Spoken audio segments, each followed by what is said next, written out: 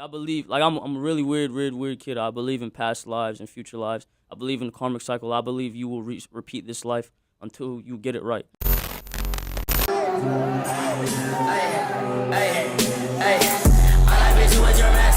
Can't keep my dick in my pants. My bitch don't love me no more.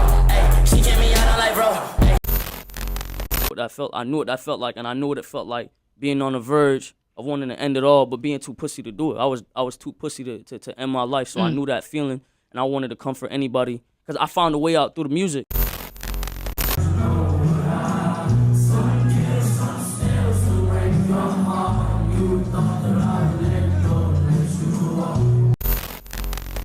I'm trying to give back to everybody, because when me and my mom ain't have it, you feel me, we was never like dead broke, but when we ain't have it, I knew what it felt like to be hungry, you feel me? So once or twice a month, you feel what I'm saying, I'm gonna pick at least like 2 to 3 people and take them to fill up their fridge, and I'm just trying to give back, bro. I'm not selfish.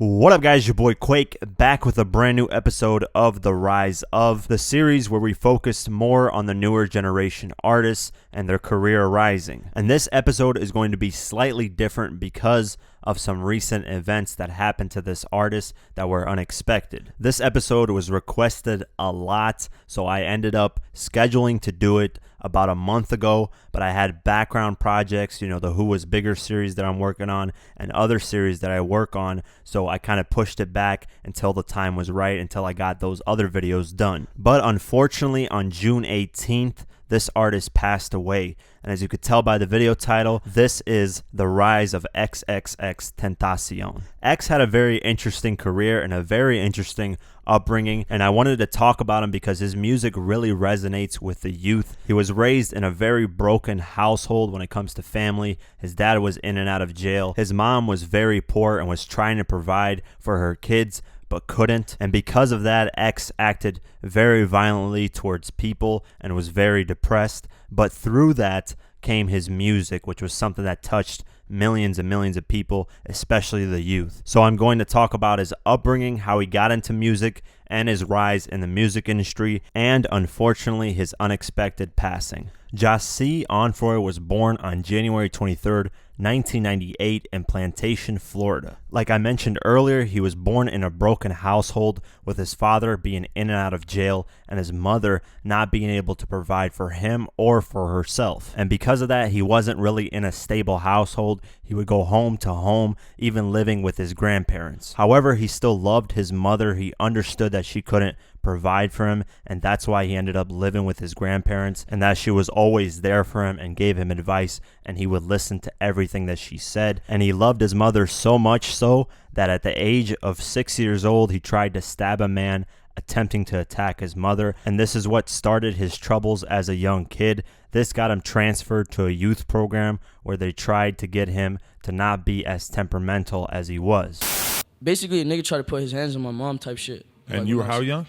I was like 6. And you stabbed him. And with what? I bit his flesh out and like grabbed the glass shard and like poked him with it type shit, like stabbed him with it. Like, wow. When I was like 6, 7. Like my mom just had me, like, she was in a situation where like she wanted me around, but she couldn't afford to, like, because of shit she was around. You know, she was still growing up. Like she just wasn't in a very stable environment because she had no help at that. Like, right. My mom just had it hard, bro. Like honestly, so she raising a kid, honestly, was on her last priorities, you feel me? So what she did was she passed me from hand to hand to people that could take care of me, you know? And like doing that, like I was put in situations that weren't the best, but I get what she was doing, so I don't resent her. I would never resent my mom. He attended Margate Middle School, and while he was there, he ended up getting expelled because he ended up getting in a lot of fights. And the reason why he got in a lot of fights, he says, is because he wanted his mom's attention. He felt like she wasn't giving him enough attention because he kept going household to household. He ended up staying with his aunt, his grandma, like I said, and because of that, he felt like his mom wasn't giving him enough attention, and that's the only way he could get it. Throughout all this, he did not know what he wanted to do with his life, but music slowly started presenting itself. He started exploring into a bunch of music when it came to hip-hop, hard rock, new metal, and a bunch of other stuff. His aunt even persuaded him to begin attending school choir and later church choir, but he said he hated learning notes and wanted to learn on his own. His mother even tried to get him into singing classes. He only stayed there for about a week because he didn't like the way they taught him it. He then attended Piper High School, but then ended up dropping out in the 10th grade. And after he dropped out is when he started to get into music and released his first song, but it wasn't under the name Xxxtentacion. It was just under his own name, and he released it on June 2013. The song was called News/Flock, and it did fairly well according to him because he said he was Facebook famous, and the females really liked him. They liked his selfies so much so that his selfies would end up on Tumblr and would end up blowing up, and because of that, people would check out his song. But that was short-lived, and he couldn't follow that up and ended up in juvenile detention center for gun possession charges. But there was a blessing in this because he met Ski Mask the Slum God, which was someone that was also pursuing music, and while serving time there, the district attorney tried to try him as an adult for gun possession, which would have given him 5 to 10 years if it went through. He also got into an altercation with a homosexual who was apparently staring at him while he was changing clothes. He eventually got out of the juvenile detention center and linked up with Ski Mask, and then they started recording music together, and he finally found his rapper name, which would be Xxxtentacion, and under that name, he released his first song called Vice City on March 5th, 2014. Following that, he got some buzz off the song and locally started getting his name out there, but then he started releasing EPs. He released his first EP, The Fall, on November 21st, 2014. That did well. Then he started doing collab mixtapes with Ski Mask the Slump God. He released the first one, Members Only Volume 1, on April 20th, 2015, and it did very well. A lot of people liked the fact that these two were working together. Their sound was unique to the state of Florida, and they were starting to get shows based off of this EP together. And since that collab project was such a success, they followed that up with Members Only Volume 2 and released it on October 31st, 2015. This project was way longer than the first one and was a major success as well. It got them known locally a lot more. And later that year, X would release an unofficial version of the song Look at Me, and this is the song that really got him into the music industry and got him known very well. X didn't stop and kept releasing music. In 2016, on April 28th, he released a new EP called Willy Wonka Was a Child Murderer. It only featured 4 tracks, but it was a major success because it was definitely a different sound when it came to his music. Despite having success in music, he still kept one foot in the streets because on July 2016, he was arrested again and charged with robbery and assault with a deadly weapon. But he posted $10,000 bail immediately and got out. But in late October, he ended up getting in trouble again on charges of false imprisonment, witness tampering, and aggravated battery, and this was the case where he allegedly beat up his girlfriend. However, he wasn't sitting in jail for those charges. He was sitting in jail for the assault with deadly weapon and robbery, those before charges that he got in July 2016, and ended up serving quite a few months. He got out in March of 2017, but before he got out, while he was locked up, they managed to repackage the song Look at Me. It became a really, really big song. So while he was locked up, he was building a lot of buzz. And on January 28th, 2017, while X was locked up, Drake previewed a new track called KMT. And this song on social media was getting compared to X's Look at Me because it sounded like Drake stole X's flow on the track. However, because of these comparisons, this made the song a lot bigger than it was because now it was on Drake's radar and Drake's fans' radar, which made it a lot more mainstream. Then finally, X got released on March 26, 2017, and immediately did his first interview, and in the interview, he was calling out Drake. I was on the phone with my dog, Chris. He was like, yo, you gotta listen to this shit. This nigga Drake a fuck nigga. That's exactly what he said. Like, this nigga Drake a fuck nigga. You gotta listen to this shit. So he plays this shit. I hear da-da-da-da-da-da. I'm like, what the fuck? As soon as it started, like, I knew what he was getting at. And the funny thing is, we didn't discover it. The fan, like you said, the fans, because they're so cold, like, it's like, I got a piece of the internet, you feel me? So they were saying that Drake was biting your style. That's what the fans were saying. Yeah. flow, hell yeah, bro. You could take his verse, like they did a mashup. They put his verse on my song, and the cadence is literally just at the same tempo. It's not offbeat at all. Drake then did his own interview and said that he does not know who X is, and he did not take his flow. The other day, you know, I dropped the song with Gigs, and I'm seeing all this shit on my IG under like some random picture of people being like, you took this kid's flow or whatever, right? So I'm just like, yo, what's happening to me right now, you know? So I'm sitting there, I'm trying to read, like, figure out who they're talking about. I find out who they're talking about. Is this the extension guy? I don't even think that's how you say his name. But yeah, that's I tried to practice. They call him extension. X. Yeah. So anyway, I go and I find what song they're talking about, you know? And I listen to it. I'm like, okay, I see where people could draw like this comparison off of like the first two lines, whether it be the cadence or the rhyme pattern, or whatever, you know. And I'm just like, yo, it's crazy that people think that after all this time, after all I've been through, that I'm the type of person to go some song that's on SoundCloud. It doesn't have like 2 plays. It has plays, you know, he has his cult following, and go and think that I'm gonna like take that and make it my own. Like, I'm not stupid. I'm not like a person like that, you know? Following his release, though, he got immediately back to work on the music and signed a deal with Empire to release 1 album with them. And while working on his debut album, his song Look at Me had peaked at number 34 on the Billboard Hot 100, and it was his first song on the Billboard Hot 100, so that definitely was a good look for him. He kept that buzz going and released a mixtape called Revenge on May 16th, 2017, and this mixtape was just 8 tracks that were previously released. This mixtape was to create buzz for his Revenge tour. He then followed that up with a collab mixtape, which was the Members Only Volume 3, and it was released on June 26, 2017. And after this release, he finally announced that he's going to release his debut album. And this album will be called 17 and would be released on August 25th, 2017. When the album was released, it ended up debuting at number 2 on the Billboard 200 and sold 88,000 copies within the first week, and that's with streams added. It also had 7 songs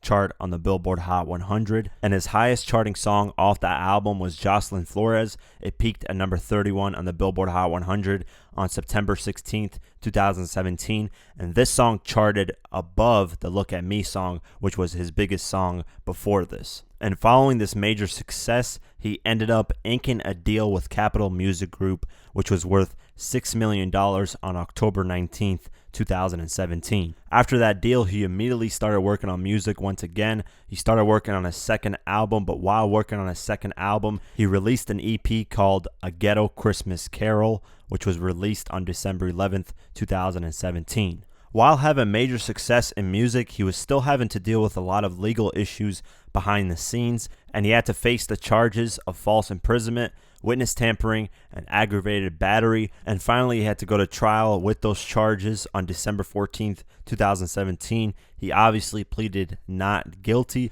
but was still taken into pretrial custody after a motion was filed by the prosecution on the grounds of X having violated his bond. He was held without bail, and then on December 20th, it was confirmed that X would be released on house arrest. Following this, in early 2018, is when X really started to change his life around and started doing a lot more positive things. He was aware of all the wrongs that he did in his life, and he wanted to fix them and start doing more positive things as time goes on. In early January 2018, he ended up releasing a vlog on his YouTube channel called the Helping Hand Challenge, and with this video, he ended up donating musical instruments, video game consoles, and a bunch of other gifts to a foster home. And the reason why he called it the Helping Hand Challenge was because he wanted his fans to start doing good things for other people as well. And he said whoever did the most good things would end up winning an award, and they would get to hang out with him, and they would get $1,000 as well as a social media shout out. Okay, guys, so I'm going to be starting a challenge. It's called the Helping Hand Challenge. And in this challenge, the way to participate in this challenge is basically whoever makes the most donations gets to meet me, spend a day with me, gets to go out to dinner with me, kick it with me, play video games, and get like a shout out and just something simple, and maybe even $1,000 reward. I'm considering it. I was told I shouldn't do a $1,000 reward, but I'll be considering it. Adding on to that and how X changed his image and started becoming more positive, he started staying out of any social media drama. He used to get involved with it a lot, but he stayed out of it, and he started apologizing to anyone he had previous beefs with or battles with, such as Drake. Obviously, you see the beef that's going on between 6ix9ine and Trippie Redd, and obviously my name was thrown into that, and my energy was kind of used to spark a fire to that conversation. And use your power to better the world. Go do a food run, like take care of the homeless. I mean, I'm sure they're already taking care of the families, but make the conversation something different. Maybe if the conversation was, okay, who's doing more for the community than the next person, then I would understand the conversation. Then I would understand the conversation, and there would at least be a good conversation behind it, or good energy behind it. And even on February 21st, 2018, he released a song called Hope, which was dedicated to the victims of the Stoneman Douglas High School shooting. Following that, he was gearing up to release his second album finally, and on March 1st, 2018, he released 2 singles off that album called Sad and Changes, and both these singles were major successes for him. Sad, the single, ended up peaking at number 7 on the Billboard Hot 100, and this was his first top 10 hit on the Hot 100, and Changes peaked at number 37 on the Billboard Hot 100, which was also a high number for him, being in the top 40. And with that success, he dropped his second album, Question Mark, on March 16th, 2018. The album ended up selling 131,000 copies within the first week. That's with streams, and ended up debuting at number 1, which was his first debut number 1 album. And now, sadly, this is where things ended for X, as he started to get bigger and bigger in music, and as he started to finally change his life around. Things would end abruptly on June 18th, 2018.